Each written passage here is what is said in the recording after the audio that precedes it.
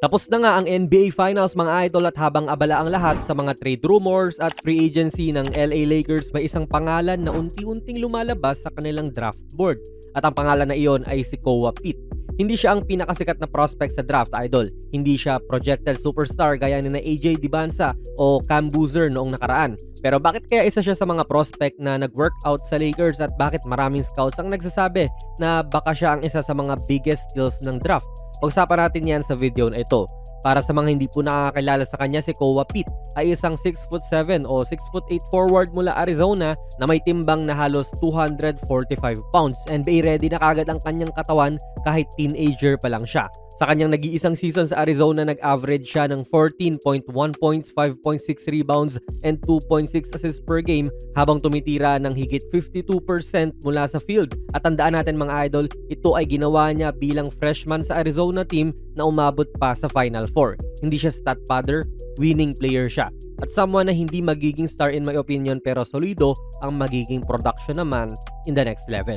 Manood ng live na laro sa basketball sa 1x Sports, gamitin ang ating code na JONASPB. Scan nyo lang po ang ating QR code. Kapag pinanood mo po ang laro ni Koa Pitt, mapapansin mo kagad na hindi siya sobrang finesse player. Physical siya eh. Mahilig siyang bumangga, mahilig siyang umatake sa rim, at mahilig siyang kumuha ng contact. Parang pinaghalong old school power forward at modern NBA wing. Isa sa mga madalas na comparison sa kanya ay si Aaron Gordon. Ngayon idol, marami ang nagko-compare nga sa dalawang ito pero sa tingin ko medyo unfair yon. Si Aaron Gordon kasi noong pumasok sa NBA ay elite athlete talaga. Halimaw tumalon, halimaw sa transition. Si Koa Pitt naman, mas polished ang basketball IQ niya pero hindi siya kasing explosive ni Gordon. Ang mas realistic na expectation para sa kanya ay maging winning role player, yung tipong hindi mo mapapansin sa box score pero kapag wala siya sa lineup, doon mo mararamdaman ang kanyang epekto. At dyan napapasok yung comparison na idol, may isip mo si Pitt bilang yung version ni Aaron Gordon noong na-trade na siya mula Orlando at nasa Denver na siya. Yung tipong siya yung player na hindi kailangang humawak ng bola palagi para makaapekto sa laro. Cutting, transition defense, rebounding, pati winning plays. Yan yung mga ginagawa niya. Yan ang specialty po ni Koa Pitt. Kaya bakit siya fit sa Lakers? Ito ang pinaka-importanting tanong. Bakit fit din siya kay Luka? Simple lang idol, si Luka ay isa sa mga pinakamagagaling na playmakers ng NBA at sa buong career niya, napansin natin na gustong-gusto niya magkaroon ng athletic finishers sa paligid niya.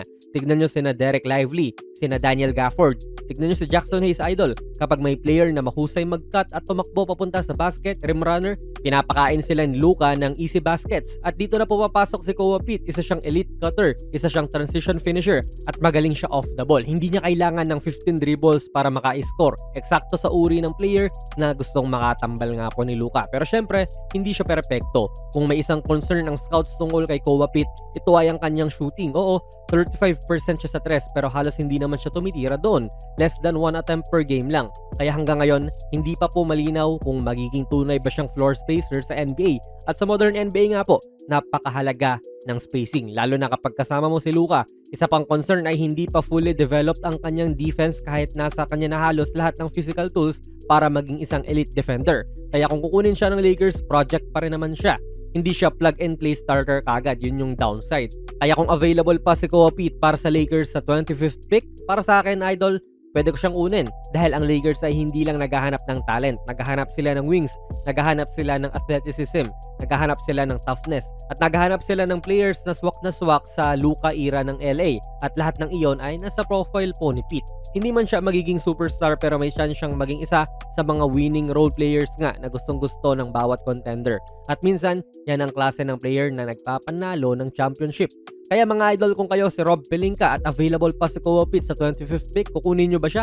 O mas gusto nyo pa rin na mag-draft ang Lakers ng center or shooter? Ilagay nyo lang po ang inyong mga komento sa ating comment section. Kung nagustuhan nyo po ang ating video ay pakipindot na lang idol ng like button, mag-subscribe ka na rin sa ating channel.